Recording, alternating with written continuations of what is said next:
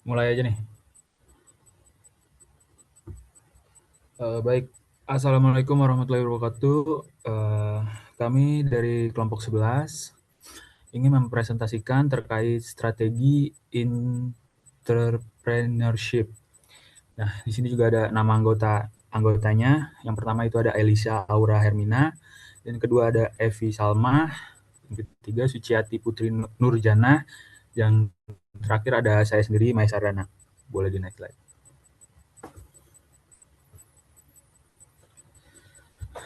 Baik, yang pertama saya akan menjelaskan tentang contoh opening cash. Seperti apa? Di sini seperti yang dijelaskan dalam bab ini, perusahaan yang terlibat dalam kewirausahaan strategi berkonsentrasi pada perilaku mencari keuntungan dan mencari peluang secara bersamaan. Pada intinya, konsentrasi ini membuat perusahaan mencari peluang kewirausahaan di lingkungan eksternal mereka yang dapat mereka manfaatkan melalui inovasi dan dengan berhasil menjalankan strategi yang mereka pilih.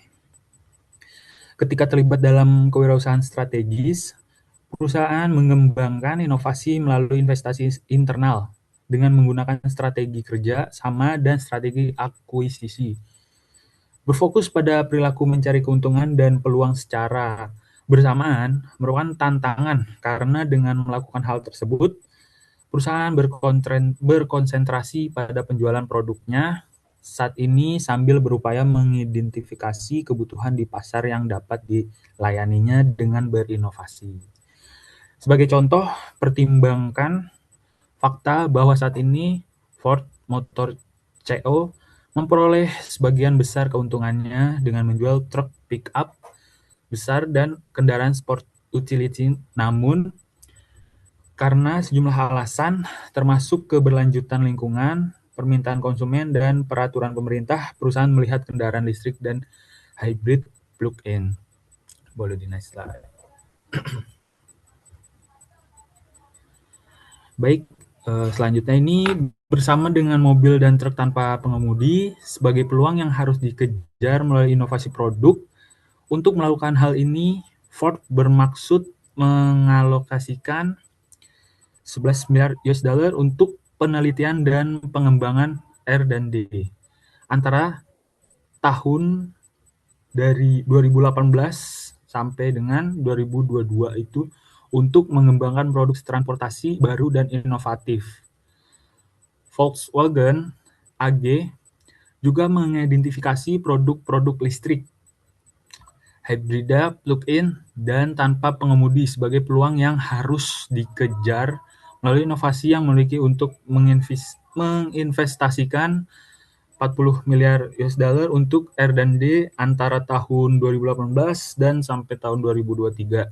Untuk mengembangkan produk-produk ini, situasi bagi produsen mobil global seperti Ford dan Volkswagen ini yang saat ini memperoleh sebagian besar keuntungan dengan menjual mobil dan truk bertenaga bensin dan diesel. Kemungkinan akan jauh berbeda di masa depan akibat kekhawatiran lingkungan, beberapa perubahan preferensi konsumen, dan peraturan yang diantisipasi merupakan peluang bagi perusahaan-perusahaan ini untuk berinovasi dengan cara yang akan menghasilkan kesuksesan kompetitif. Boleh di next slide.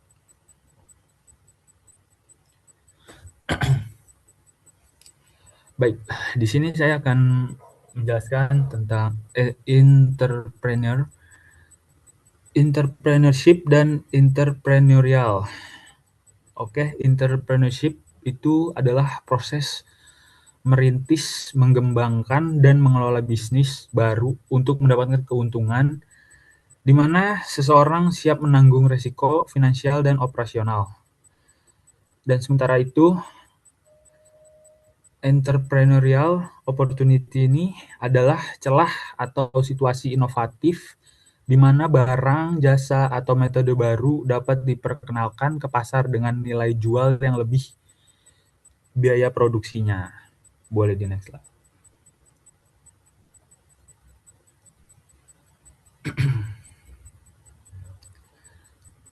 Oke, selanjutnya akan dikasih teman Selanjutnya, saya. Oke, selanjutnya ada innovation. Jadi, menurut Joseph Schumpeter, terdapat tiga aktivitas inovatif, yaitu yang pertama ini invention atau penemuan, yaitu proses menciptakan produk baru. Innovation, proses yang digunakan untuk menciptakan produk komersial dari sebuah penemuan tadi. Lalu, imitation adalah adopsi inovasi serupa oleh perusahaan yang berbeda. Jadi, pentingnya inovasi untuk perusahaan itu adalah menjadi yang pertama itu menjadi sumber utama keunggulan kompetitif perusahaan, lalu membantu perusahaan menciptakan nilai baru bagi pelanggan, memungkinkan perusahaan bertahan dalam persaingan global yang terus berubah, lalu ada menciptakan pertumbuhan dan juga keuntungan jangka panjang. Jadi di sini contoh invention itu ada IBM, International Business Machine Corporation. Ini perusahaan yang menggagas AI. Lalu innovation itu ada produk Apple. Dia itu menyempurnakan apa penemuan dari software-software gitu. Terus ada imitation yaitu dari perusahaan Samsung dan juga Xiaomi. Karena mereka biasanya eh, memperbarui penemuan dan inovasi yang diciptakan oleh si Apple kayak gitu.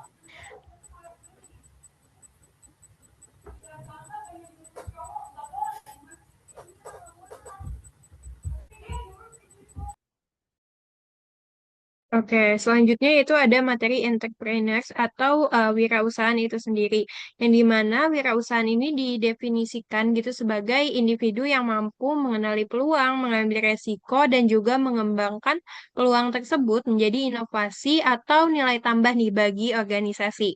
Lalu, karakteristik dari wirausahaan itu sendiri, yang pertama yaitu memiliki motivasi tinggi dan juga percaya diri. Lalu yang kedua itu berani mengambil tanggung jawab. Yang ketiga optimis dan berorientasi pada inovasi. Yang keempat mampu menghadapi ketidakpastian atau risiko yang ada. Yang kelima yaitu memiliki keterampilan sosial dan juga perencanaan yang baik. Boleh di next?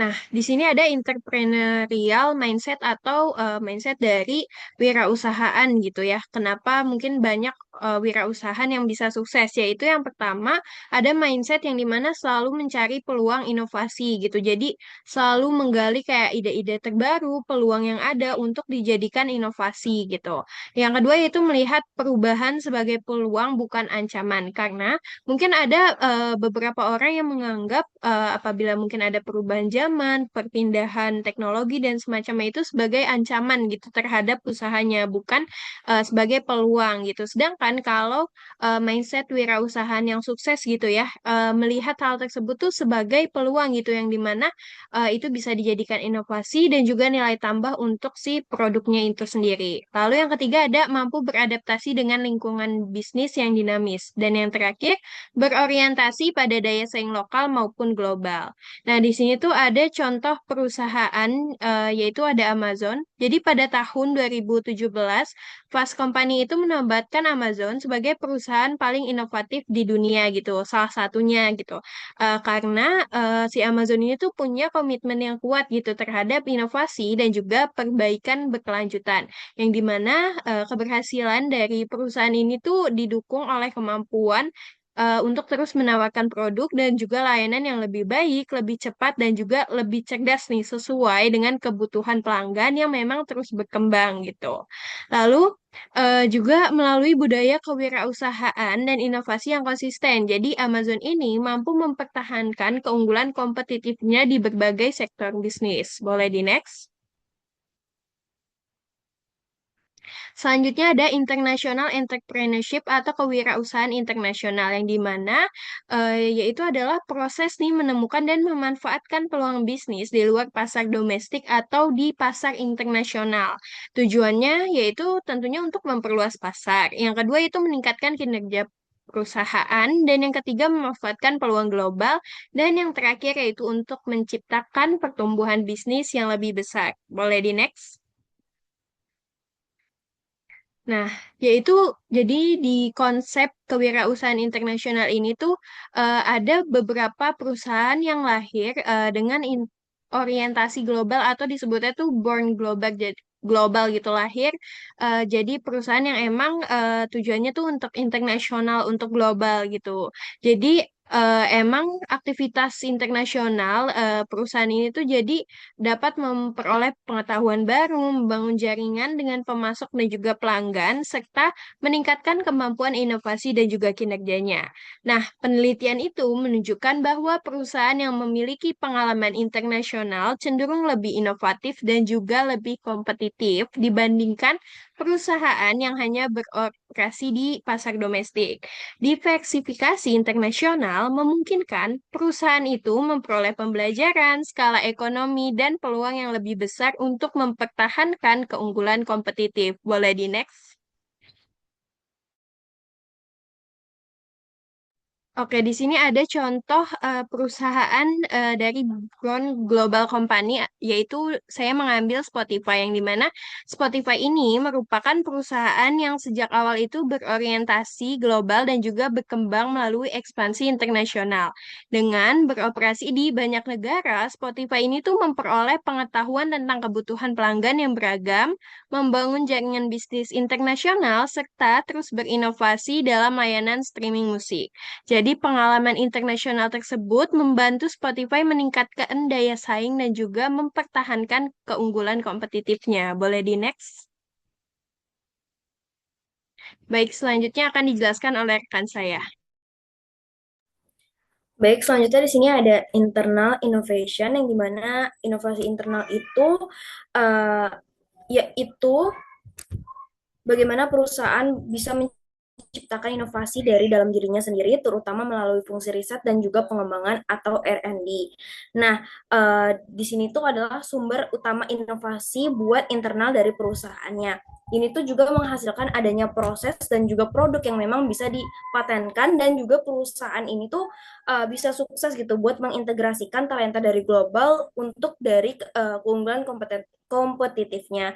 Dan di sini juga ada sumber dari inovasinya. Yang pertama di sini tuh tidak semua ide lahir dari laboratorium. Lalu yang kedua ada sumber ide itu dari ada pelangganan, ilmuwan luar, riset publik ataupun ada juga mitra aliansinya. Dan di sini juga yang ketiga itu ada modal dari pengetahuan publik bisa dikombinasikan untuk menciptakan teknologi baru. Boleh tolong di next? Nah, di sini cara perusahaan buat mendorong dari inovasi karyawannya. Yang pertama di sini tuh ada Google, yang dimana Google ini tuh punya program 20% TEM. Nah, di sini tuh karyawan itu tuh boleh menggunakan 20% waktu kerjanya mereka untuk mengerjakan proyek yang memang mereka percaya punya potensi besar. Lalu yang kedua ada Appliance, yang dimana ini tuh dia mendirikan lab dari inovasi bernama First Bowl, yang kayak semacam startup mini yang berdiri sendiri dan di dalam unit bisnis uh, ini tuh dimana tim itu tuh bisa dengan cepat buat membuat dari prototipenya kayak misalnya produk rumah tangga yang aktif. Dan yang terakhir di sini Erection, yang dimana dia itu punya sistem ID box yang dimana karyawan itu tuh bisa submit idenya, terus selalu bisa dikembangkan bersama manajer khususnya ataupun ide terbaiknya itu bisa mendapat modal ventura internal untuk benar-benar bisa dijalankannya. Boleh tolong di next? Selanjutnya akan dijelaskan oleh teman saya. Oke, selanjutnya ada incremental and novel innovation. Jadi, perusahaan ini melakukan investasi R&D untuk menghasilkan dua jenis inovasi utama, yaitu incremental innovation dan juga novel innovation. Perbedaan dari keduanya adalah kalau incremental itu inovasi yang melakukan perbaikan kecil terhadap produk teknologi. Sifat evolusioner. Kelebihan dari incremental ini adalah cepat dikembangkan, risiko kecil, memberikan peningkatan penjualan jangka pendek. Lalu, novel innovation, jadi novel innovation itu adalah inovasi yang menciptakan perubahan teknologi yang signifikan untuk menghasilkan pengetahuan baru, bersifat revolusioner dan juga dapat menciptakan pasar baru. Kelebihan dari novel innovation ini sendiri adalah dapat menjadi pemimpin pasar, menciptakan keunggulan kompetitif yang kuat, dan juga membuka peluang bisnis. Jadi, kalau ditarik kesimpulan, incremental itu berfokus pada penyempurnaan produk yang sudah ada, sementara novel innovation itu menciptakan perubahan besar yang dapat mengubah industri dan juga menciptakan produk baru.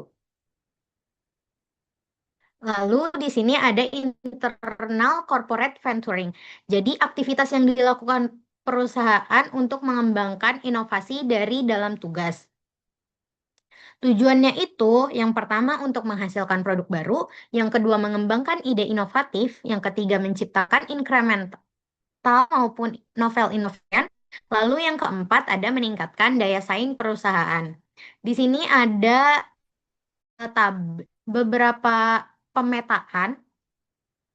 Jadi namanya itu Model of Internal Corporate Venturing. Di sini itu Di gambar ini itu menjelaskan bahwa inovasi dalam perusahaan dapat muncul melalui dua jalur, yaitu yang pertama ini ada autonomous strategic behavior, yaitu inovasi yang muncul dari inisiatif karyawan dan sering menghasilkan inovasi radikal yang bahkan dapat mengubah strategi perusahaan. Lalu jalur kedua itu ada induced strategic behavior, yaitu inovasi yang diarahkan oleh strategi perusahaan dan biasanya menghasilkan inovasi inkremental atau perbaikan terhadap produk yang sudah ada. Kedua jalur ini merupakan bagian dari internal corporate venturing yang bantu perusahaan menciptakan nilai dan juga mempertahankan keunggulan. Selanjutnya akan dijelaskan oleh rekan saya. Baik, saya akan menjelaskan tentang autonomous strategi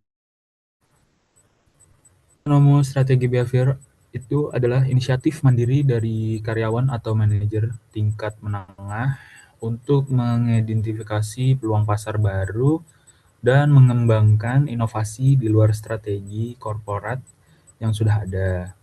Nah, konsep ini memungkinkan perusahaan beradaptasi dengan cepat terhadap perubahan lingkungan yang dinamis.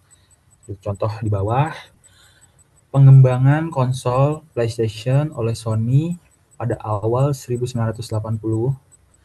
Perusahaan Sony awalnya menolak keras gagasan untuk memasuki pasar video game. Namun, seseorang insinyur muda bernama Ken Kutaragi secara mandiri mulai merancang chip suara untuk konsol SNES.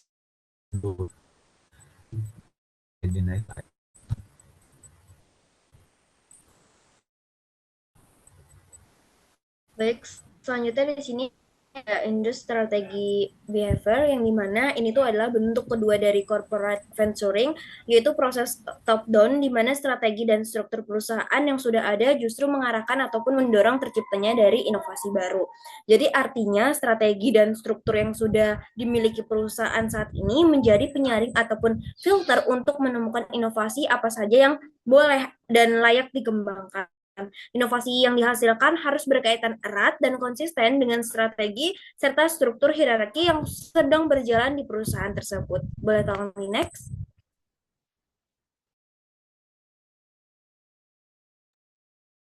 Baik, selanjutnya yaitu implementing internal innovation atau menerapkan inovasi di internalnya gitu ya. Yang dimana di sini tuh ada peran entrepreneurial mindset yang sebelumnya sudah saya jelaskan, yaitu terkait dengan mindset apa aja yang harus dimiliki seorang wirausahawan gitu. Di sini perannya yaitu membantu perusahaan menghadapi ketidakpastian pasar dan juga lingkungan bisnis. Yang kedua yaitu mendorong perusahaan mengidentifikasi peluang yang potensial.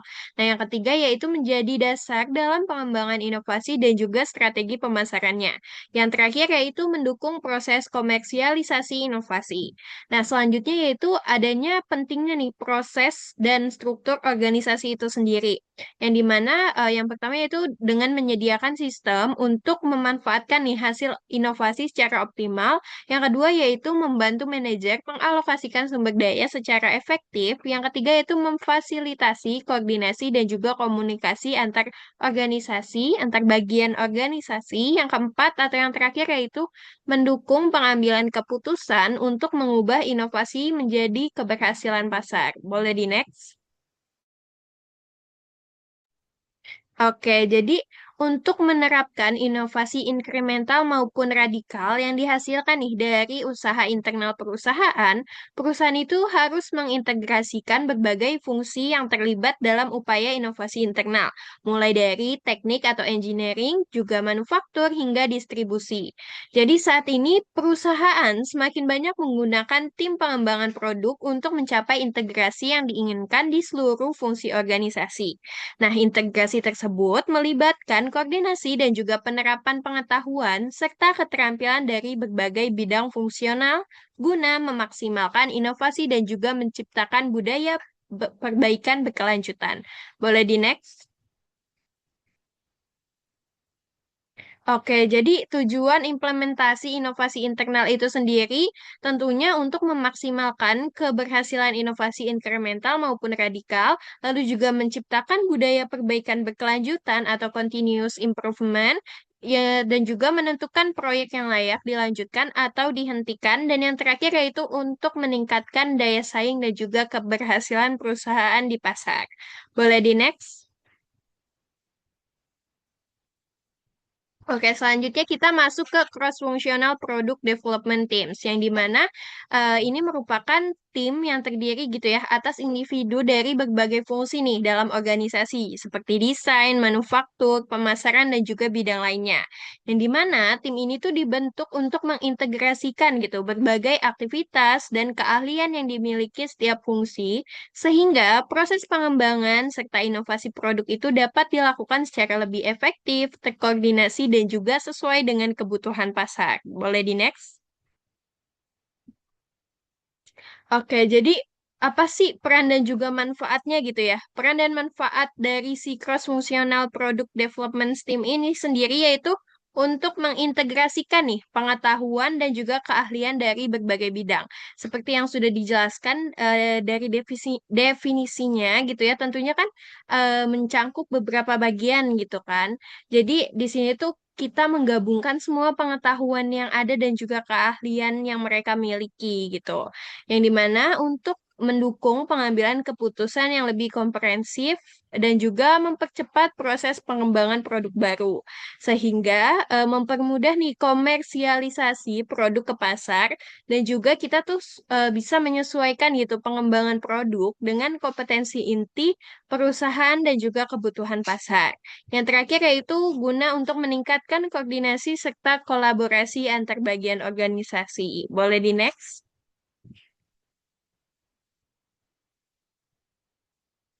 Oke, jadi di sini selain memiliki peran dan juga manfaat, tentunya tim ini tuh punya tantangan tersendiri gitu ya, yaitu adanya perbedaan kerangka acuan atau frame of reference gitu antar anggota tim ya, karena dari bagian yang berbeda tentunya punya latar belakang, pengalaman, dan juga bidang keahlian yang berbeda gitu kan. Nah, terus juga adanya nih perbedaan tujuan, prioritas, dan cara kerja gitu antar fungsi organisasi yang mempengaruhi cara pandangnya gitu terhadap inovasi.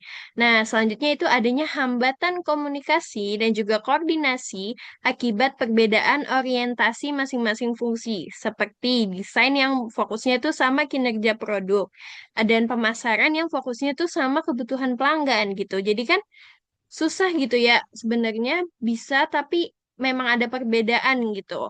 Lalu adanya juga konflik antar fungsi yang muncul ketika berbagai bagian organisasi bekerja sama dalam proyek inovasi. Selanjutnya itu ada politik organisasi terkait alokasi sumber daya yang dapat memicu persaingan dan juga konflik antar unit. Nah, gimana sih upaya untuk mengatasi tantangan tersebut? Yaitu dengan memperkuat kolaborasi, komunikasi, dan juga menekankan pentingnya kontribusi setiap fungsi terhadap keberhasilan inovasi perusahaan. Boleh di next?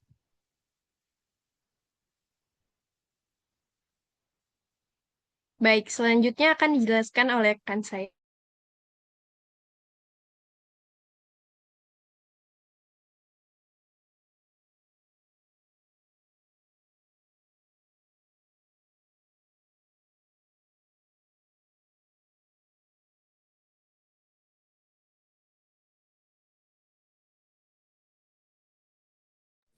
Baik, selanjutnya di sini ada facilitating integration and innovation, yang dimana integrasi lintas fungsi dan inovasi internal itu dapat dicapai melalui nilai bersama, share value, dan juga kepemimpinan strategik, yaitu strategic leadership. Nah, yang dimana di sini tuh ada nilai bersama, share value. Yang pertama di sini tuh ada nilai bersama adalah bagian dari budaya perusahaannya.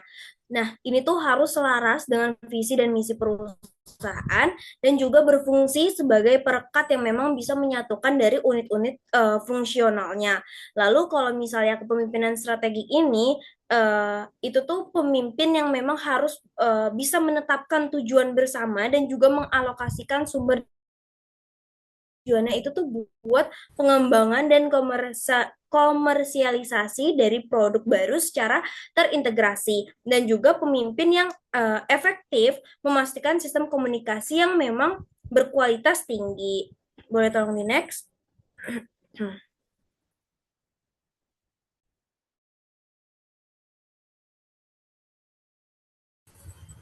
Baik, saya di sini akan menjelaskan value from internal, yaitu melihat peluang keuntungan baru dari dalam bisnis tersebut. Di sini ada 3 jenis peluangnya dan beserta contohnya. Yang pertama itu inovasi produk, yang kedua inovasi proses, dan yang ketiga terakhir itu inovasi pemasaran. Yang pertama, inovasi produk, contohnya karyawan Google menciptakan dengan waktu luang khusus program 20% time rule. Dan kedua itu inovasi proses, tombol Amazon Dash memungkinkan pelanggan untuk memesan ulang barang-barang rumah tangga dengan cepat. Dan yang terakhir, inovasi pemasaran itu tim pemasaran merancang kampanye iklan yang konvensional atau program rujukan internal referral. Boleh di next.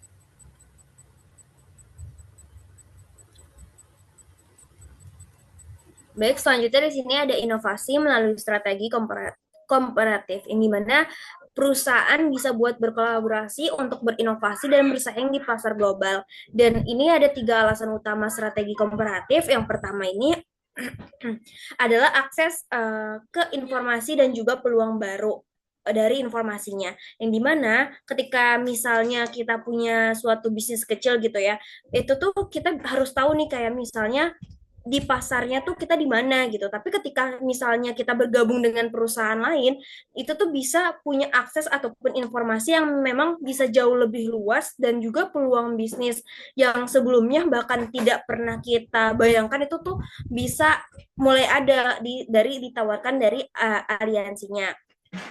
Lalu yang kedua ini di sini ada menggabungkan aset komplementer yang dimana ketika misalnya kita menggabungkan dari aset yang saling melengkapi ataupun istilahnya kayak komplementari aset ini tuh bisa dibilang menarik karena dari 2 perusahaan ini tuh masing-masing punya kekuatan yang memang berbeda. Ketika misalnya digabungkan, hasilnya bisa jauh lebih mereka bisa capai sendiri gitu. Jadi para ahli ada yang menyebutkan kalau misalnya kita bisa buat menghasilkan inovasi radikal, artinya inovasi yang memang benar-benar baru dan juga disruptif bahkan sekadar dari pembaruan kecilnya. Lalu selanjutnya di sini ada respon terhadap globalisasi dan teknologi yang berubah cepatnya. yang dimana kita kan hidup ya di era teknologi yang berubah sangat cepat. Pasti tidak ada perusahaan sebesar apapun yang memang tidak mengikuti semua perubahan dari perusahaan tersebut gitu. Jadi karena itu perusahaan-perusahaan semakin bergantung pada kerja sama sebagai strategi untuk tetap kompetitif di pasar globalnya. Bahkan ada beberapa pakar percaya bahwa kalau misalnya strategi komparatif ini tuh sudah menjadi syarat mutlak untuk bertahan dan juga sukses gitu di ekonomi global saat ini. Dan siapa yang menggunakannya, startup dan juga perusahaan besar, yang dimana startup ini tuh bisa membuat mencari model investasi dan juga kemampuan distribusi dari perusahaan yang lebih besar untuk meluncurkan adanya produk baru ke pasarnya. Lalu kalau perusahaan besar ini dia tuh membutuhkan pengetahuan teknologi baru, contohnya misal perusahaan farmasi besar gitu ya, dia tuh harus tahu dulu nih kayak biotek untuk membentuk aliansi untuk mengembangkan obat-obatan yang barunya. Boleh tolong di next?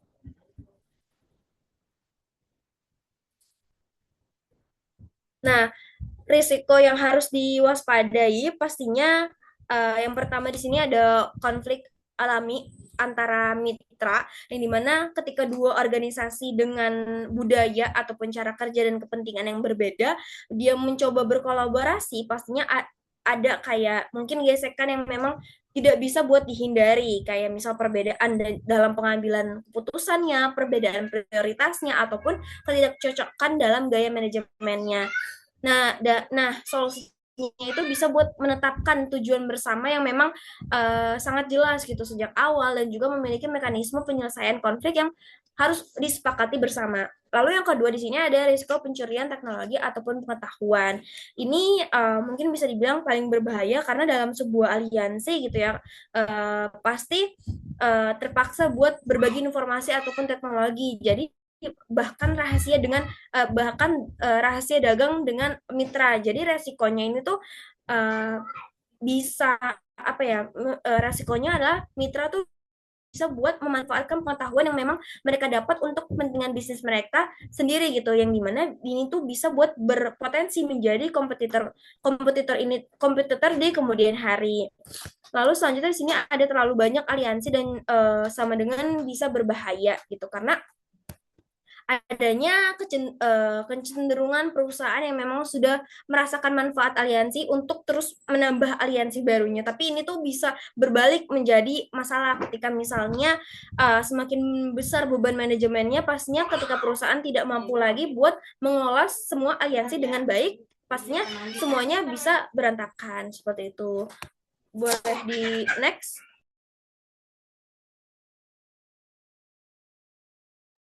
Oke, selanjutnya ada innovation through acquisition. Jadi inovasi melalui akuisisi ini adalah strategi perusahaan membeli perusahaan lain untuk memperoleh teknologi, produk inovatif, atau kemampuan inovasi yang dimiliki oleh perusahaan target. Kenapa perusahaan itu melakukan akuisisi untuk berinovasi? Jadi ada beberapa alasan kenapa perusahaan itu memilih untuk mengakuisisi gitu. Yang pertama, ada mempercepat pertumbuhan perusahaan, lalu ada memperoleh teknologi baru dengan cepat, terus juga perusahaan itu bisa dapat akses ke talenta dan juga kemampuan inovatif yang dihasilkan. Yang keempat ini memperluas lini produk dan juga meningkatkan pendapatan perusahaan. Contohnya ini ada Netflix mengakui sisi Millarworld untuk memperoleh berbagai cerita kreatif dan mampu menghasilkan konten inovatif. Keuntungan akuisisinya ini yang pertama, lebih cepat dibanding mengembangkan teknologi sendiri. Lalu yang kedua itu ada langsung memperoleh inovasi yang sudah siap digunakan. Yang ketiga, mengurangi waktu masuk ke pasar atau time to market.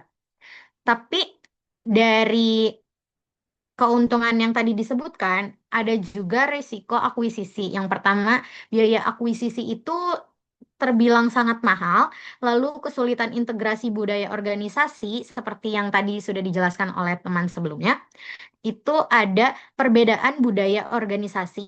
Jadi sulit untuk diintegrasikan gitu ya. Lalu yang ketiga ini ada perusahaan menjadi terlalu bergantung pada inovasi eksternal. Dan yang terakhir itu potensi kegagalan dalam mengelola perusahaan yang diakuisisi. Yang selanjutnya ada creating value through strategic entrepreneurship. Jadi strategic entrepreneurship ini adalah kemampuan perusahaan untuk secara bersamaan yang pertama ini untuk yang mencari peluang baru atau opportunity seeking behavior. Yang kedua, memanfaatkan keunggulan yang dimiliki atau advantage seeking behavior. Komponen utama dari penciptaan nilai atau creating value melalui strategi entrepreneurship ini adalah yang pertama, entrepreneurial mindset, yaitu cara berpikir yang selalu mencari peluang baru dan melihat perubahan sebagai kesempatan untuk berinovasi. Yang kedua ada cross-functional product development teams atau tim yang terdiri dari berbagai fungsi. Yang pertama itu ada marketing, produksi, R&D, dan juga finance untuk mengembangkan produk baru secara terintegrasi. Yang ketiga ada facilitating integration and innovation. Jadi fasilitas yang terintegrasi dan juga inovasi yang didukung oleh share value atau nilai bersama dan juga entrepreneurial leadership atau kepemimpinan kewirausahaan. Keduanya ini membantu koordinasi dan juga pengetahuan inovatif di seluruh organisasi. Lalu yang keempat itu ada creating value through innovation. Jika ketiga komponen di atas berjalan baik, perusahaan ini mampu menghasilkan inovasi yang pertama itu memenuhi kebutuhan pelanggan, lalu memberikan keunggulan kompetitif dan juga meningkatkan kinerja dan keuntungan perusahaan.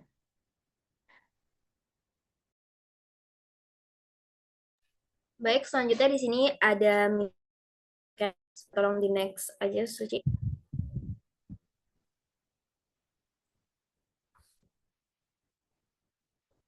Nah, ini bisa dari kelompok kami disimpulkan kalau misalnya dari case tersebut ada 3 penyebab utama kurangnya inovasi. Ada pertama ada kecenderungan dari HUIS, terus ada inersia, kelambanan organisasi, terus adanya kurangnya kemampuan terus adanya kehilangan kemitraan besar. Ini ada putus kemitraan dengan Kosto dan JetBlue, terus ada kemitraan JetBlue pernah menyumbang 8% total pendapatan Amex, terus ada 70% pendapatan dari kartu co-branded justru berhasil dari transaksi di luar kostonya. Lalu selanjutnya ada ketertinggalan teknologi yang dimana lambat dalam mengadopsi teknologi prosesan pembayaran modern. Selanjutnya di sini ada tertinggal dalam kemudahan pemesanan restoran dan sewa mobil. Selanjutnya di sini ada pesaing lebih unggul dalam fitur teknologi untuk pelanggan dan kekalahan dari kasus pengadilan membebankan biaya merchant lebih tinggi dari Visa dan Mastercard-nya. Terus ada Amex melarang merchant merekomendasikan kartu lain ke pelanggan.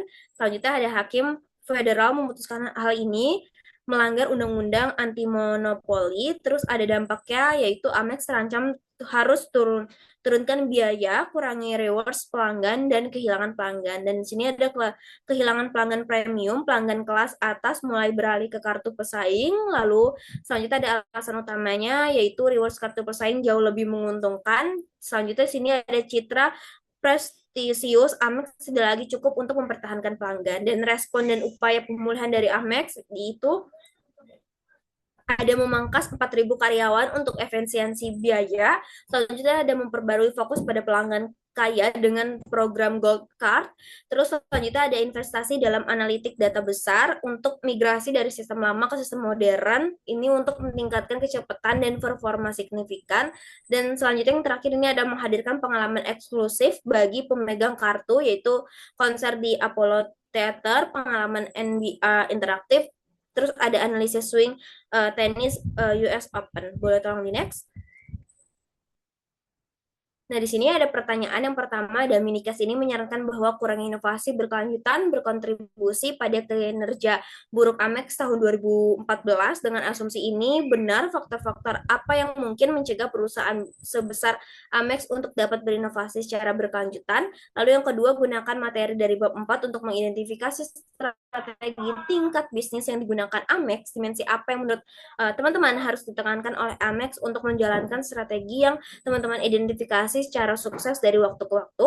Lalu yang ketiga, ini ada tindakan apa yang menurut teman-teman harus diambil Amex untuk membangun pola pikir kewirausahaan di antara karyawan di seluruh perusahaan. Dan yang keempat ini ada apakah teman-teman bisa mengantisipasi bahwa sebagian besar inovasi ini merupakan hasil dari perilaku strategi otonom atau perilaku strategis yang diinduksi, dan mengapa? Teman-teman yang mau menjawab di kolom komentar boleh banget. Di sini saya izin buat menjawab pertanyaan nomor 1.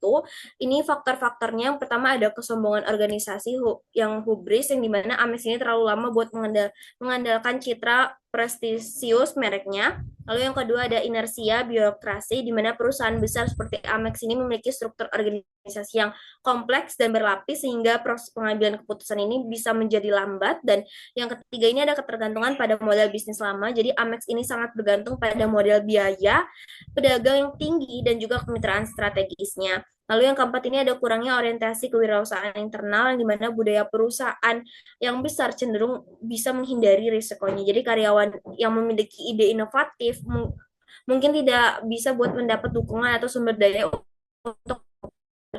Lalu selanjutnya ada tekanan jangka pendek dari pemegang sahamnya. Dan nomor 2, dimensi apa yang menurut teman-teman harus ditekankan? Itu yang pertama ada keunikan nilai yang ditawarkan. Jadi Amex ini tuh harus terus memastikan bahwa manfaat kartu seperti misalnya akses launch premium atau layanan concert atau hadiah dari eksklusif ini tuh benar-benar bisa terasa berbeda dan juga lebih unggul. Lalu yang kedua di sini ada inovasi teknologi yang berkelanjutan. Selanjutnya ada manajemen hubungan pelanggannya, dan yang terakhir ada pengelolaan kemitraan dari strategisnya.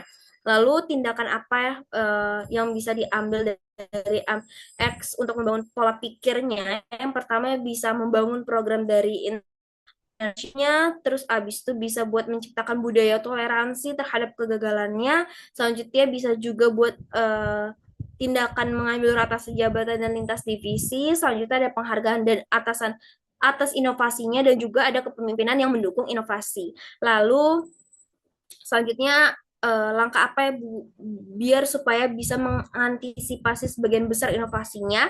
Yang pertama pastinya bisa harus respon terhadap tekanan eksternal. Lalu yang kedua bisa sesuai dengan strategi yang sudah ada dari Amex-nya itu sendiri, fokus pada pelanggan kaya dan juga pengalaman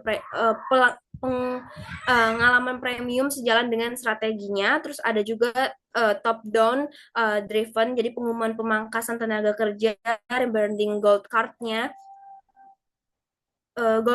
Mungkin sekian jawaban dari pertanyaan mini case-nya. Boleh tolong di next. Mungkin sekian dari kelompok 12. Mungkin dari bertanya boleh banget langsung komen di YouTube. Terima kasih. Sekian dari kami. Wassalamualaikum warahmatullahi wabarakatuh.